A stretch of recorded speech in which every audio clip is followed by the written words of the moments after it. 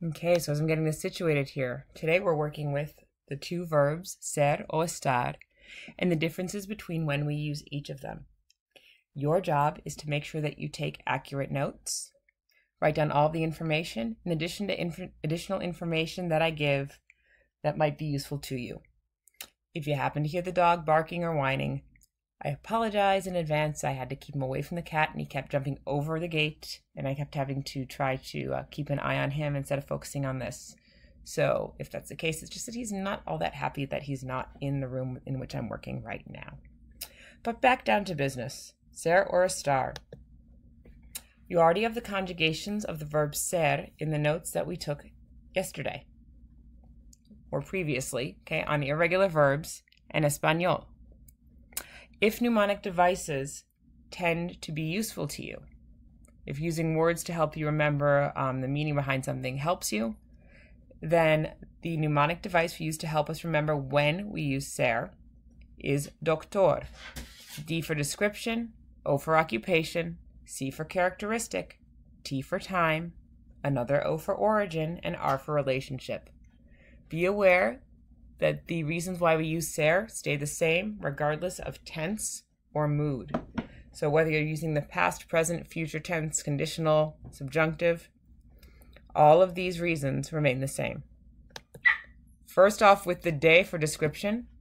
So cosas permanentes como apariencia, personalidad y nombre. We have here yo soy Catalina, soy alta y morena, soy simpática, trabajadora, y loca. If it's going to help you to translate these into English on your paper, please feel free to do so and do your best. If you want me to double check over what you've written to make sure that things are accurate, please call me over. I'm more than happy to do so. Next, occupation. Lo que haces para ganar dinero. So what one does to earn money. Although in your case, you're the students, and that's technically your job during the day. El ejemplo, ustedes son estudiantes, mi esposo es ingeniero, mi padre y mi hermano son abogados, yo soy maestra. The C is characteristics, like personalidad, color, apariencia, tamaño, which means size, and forma, which can mean shape. Our example, yo soy alta y un poco loca, mis colores favoritos son morado, negro y azul. Mi casa es pequeña. The second O, we have the T here before the second O for time. So la hora, which is the hour of the day, el día, y la fecha, which is the date.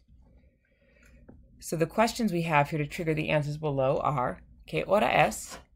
¿Qué día es? And ¿Cuál es la fecha de hoy? The answers son las 8:15. Es jueves el 28 de septiembre. The second O we have is for origin.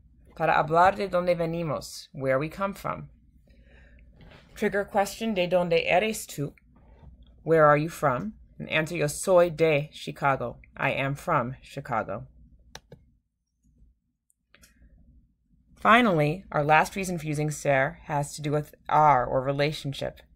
Las relaciones entre personas, familia, amigos, colegas, etc.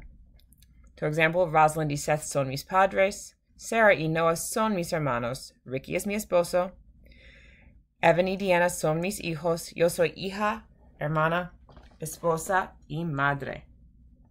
Now be aware, we also say that ser is for things that are typically permanent, and you may note that the things that we've listed here may change. Relationships between people may change, occupations or jobs may change. Therefore, the reason for the clarification, things that are usually permanent. Moving on to estar. For estar, we use the mnemonic device PELT to help us remember. The P stands for the present progressive, E for emotions, L for location, and the T for temporary. First off, we use estar with the presente progresivo, which means para enfatizar lo que está pasando ahora mismo. Used to emphasize what's going on right now. And this is when you use a conjugation of the verb estar in the present tense, followed by a present participle, what you may recognize in the example as the form of a verb, the verb hablar that ends with ando, or the form of the verb escribir that ends with yendo. And remember that ando and yendo, what you see there, are the ing forms of the verb in English. So we have, for examples, la maestra está hablando, the teacher is talking. Los estudiantes están escribiendo, the students are writing. The E for emotions, ¿cómo nos sentimos? How do we feel? Los estudiantes están nerviosos porque tienen un examen. La profesora está cansada. Hopefully you're not always nervous, but you may be nervous before you have an exam at times.